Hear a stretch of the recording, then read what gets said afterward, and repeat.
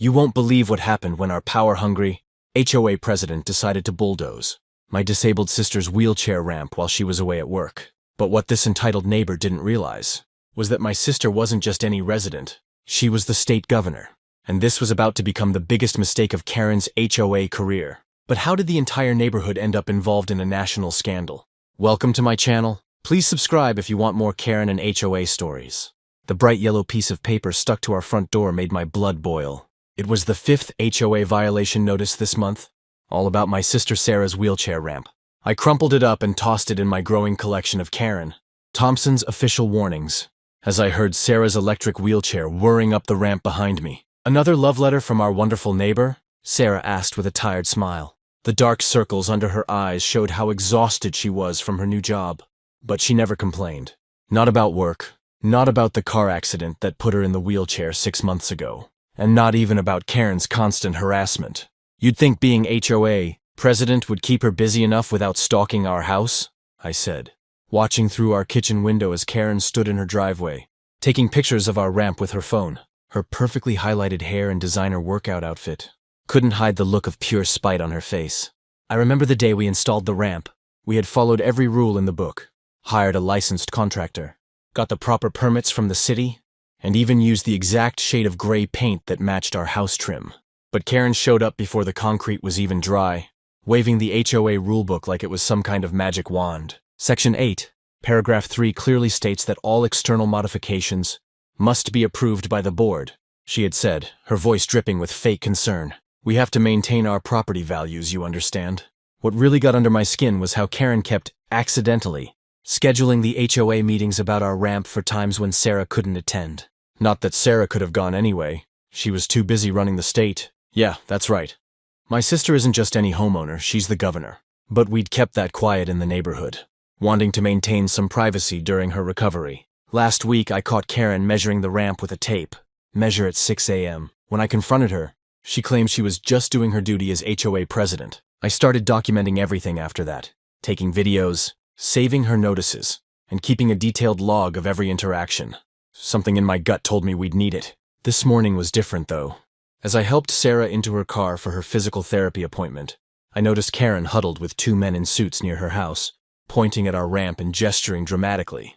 One of them was writing in a notebook, and the other was taking more pictures. "I don't like this," I told Sarah. "Maybe it's time we let them know who they're really dealing with." Sarah shook her head. "I won't use my position to get special treatment. We'll handle this the right way, through proper channels." But as I watched Karen's triumphant smile while she handed thick manila envelopes to the men in suits, I couldn't shake the feeling that following the rules might not be enough this time. I pulled out my phone and started recording, catching Karen's voice carried across our yards on the morning breeze. "Yes, we'll need that bulldozer here first thing tomorrow morning. The board has already approved the removal." My heart stopped. They wouldn't really tear down a wheelchair ramp, would they? As Sarah's car disappeared around the corner, I rushed inside to check our security cameras and grab our folder of permits. But what I found in our files would change everything. A discovery that would make Karen wish she'd never heard of. I was eating breakfast when I heard the rumbling of heavy machinery outside our house. My spoon clattered against the bowl as I rushed to the window, and my heart nearly stopped. There was Karen, standing in our front yard with her signature red blazer and perfectly styled blonde hair, pointing at our wheelchair ramp, while a man in a construction hat nodded along. I grabbed my phone to record everything as I ran outside. The morning sun was barely up and most of our neighbors were still asleep. A bright yellow bulldozer sat idling in our driveway, its metal blade gleaming menacingly. 2 workers in orange vests were measuring the ramp with bright yellow tape measures, while Karen clutched a stack of papers to her chest like they were made of gold. "What do you think you're doing?" I called out, my voice shakier than I wanted it to be. Karen's face lit up with that fake smile she always wore at HOA meetings. "Oh good, you're home," she chirped, walking towards me in her designer heels that sank slightly into our fresh grass. "I have here an emergency order from the HOA board. This structure is in direct violation of Community Guidelines Section 4.23. She waved a paper in my face, but pulled it back before I could grab it. I took a deep breath, just like Sarah taught me during her campaign speeches. "Karen, we submitted all the proper paperwork. We have approval from the city. The city isn't the HOA. Dear," she cut me off, her smile never wavering. "And as president of the board, it's my duty to maintain our community standards. This ramp is an eyesore that's bringing down property values. Just look at how it clashes with the neighborhood aesthetic. The bulldozer revved its engine, and I felt my stomach drop. I pulled up the property maps on my phone that Sarah had made me save, showing our property lines and permits. This is illegal! You can't just demolish someone's property without proper notice. Or a court order. But Karen just laughed, a high-pitched sound that made my skin crawl. Notice was given 3 weeks ago via certified mail. We have the receipt right here. She pulled out another paper, showing a signature I'd never seen before. I frantically dialed Sarah's number, but it went straight to voicemail. Of course, she was in that closed-door budget meeting today. I tried her assistant, her security team, anyone I could think of, but nobody was answering. The construction workers started placing orange cones around our driveway. One of them looked uncertain, checking his paperwork multiple times. I noticed him whispering to his colleague, pointing at something that didn't seem right. If you do this, I warned, my voice growing stronger, you'll be hearing from our lawyers. This is a violation of the Americans with Disabilities Act. I started live streaming everything on my phone, making sure to catch every detail. Karen's smile finally faltered for a second. The HOA is exempt from— No HOA is exempt from federal law, I shouted, loud enough that lights started coming on in neighboring houses. Our elderly neighbor, Mr. Rodriguez, poked his head out his front door, then disappeared back inside when he saw Karen, but she had already turned to the bulldozer operator, giving him a sharp nod. The machine roared to life, its treads crunching against our driveway. I watched in horror as the blade lowered towards the ramp that had taken us weeks to get properly installed. Last chance, Karen, I said, my phone steady in my hands. You're making a huge mistake. She turned back to me, her eyes cold despite her smile. The only mistake was allowing this monstrosity to be built in the first place. Sometimes people need to learn that rules exist for a reason. The bulldozer's blade caught the edge of the ramp with a horrible screech of metal on concrete. I was still recording as chunks of our carefully constructed ramp began to crumble. What they didn't notice was Mr. Rodriguez had returned with his own camera, and more neighbors were gathering. Phones raised. Just then, my phone buzzed with a text. It was from Sarah's head of security. Stay calm. Keep recording. Help is 3 minutes out. I smiled for the first time that morning, watching Karen direct the destruction of our ramp like a conductor at an orchestra. She was so focused on her victory that she didn't notice the black SUVs turning onto our street, or the distant sound of sirens growing closer. Sometimes the biggest mistakes come from the smallest bits of missing information, like not knowing your seemingly ordinary neighbor is actually one of the most powerful people in the state. And Karen was about to learn that lesson the hard way. I'll never forget the moment our quiet suburban street turned into what looked like a scene from a movie. Just as Karen was busy high-fiving her HOA cronies over their successful removal of the eyesore, the first black SUV rounded the corner, then another, and another. Red and blue lights started flashing everywhere. My hands were shaking as I pressed record on my phone. This was going to be good. The look on Karen's face changed from smug satisfaction to confusion as 3 state police cruisers pulled up, followed by 5 identical black government vehicles. The neighbors who had been peeking through their curtains all day now spilled onto their front lawns.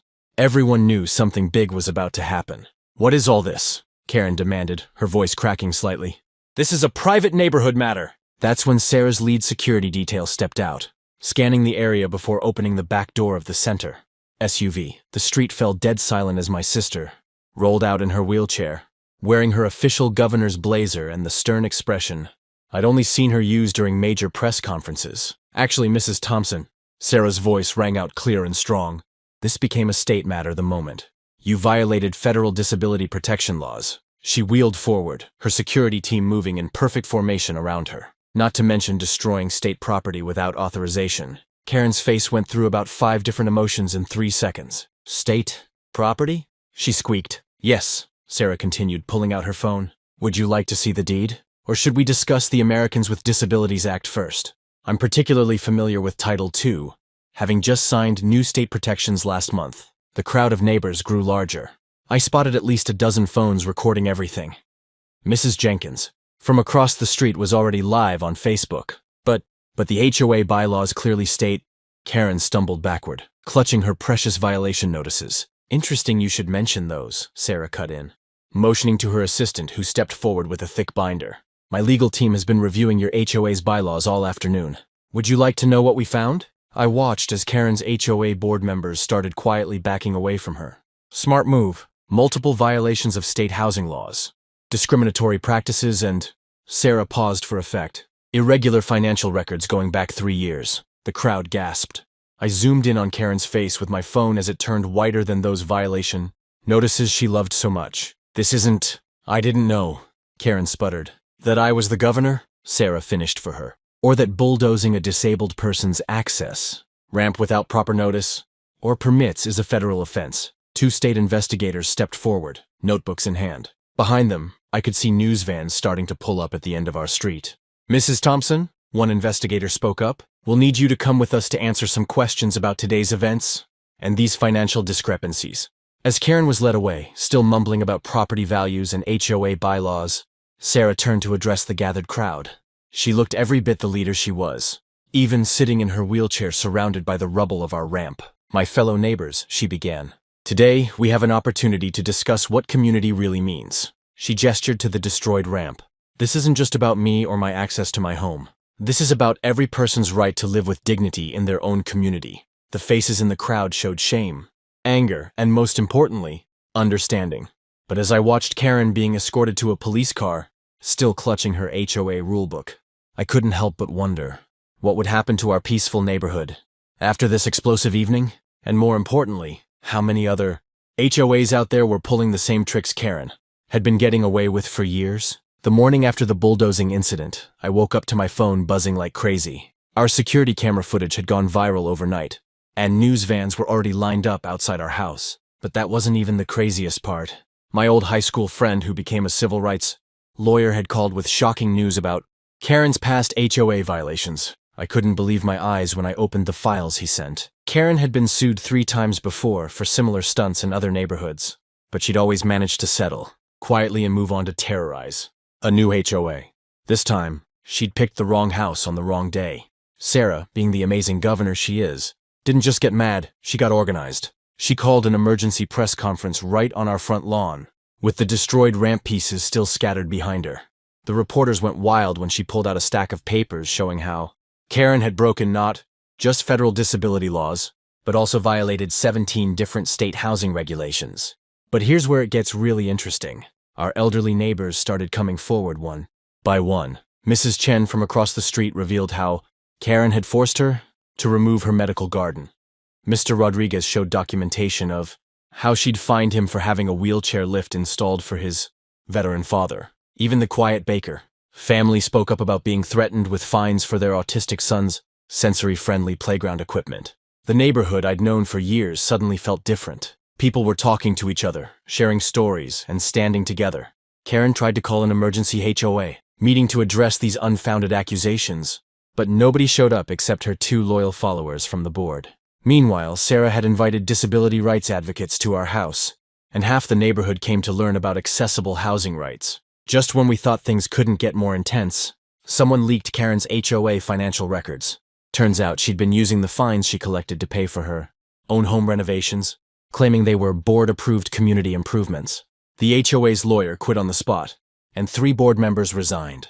Through angry emails that somehow found their way to the local news, Karen still wouldn't back down. She showed up at our house the next morning with a cease and desist letter, demanding we stop spreading lies about her. What she didn't expect was to walk right into a meeting between Sarah and the state housing commissioner, who was very interested in reviewing every HOA decision Karen had made in the last 5 years.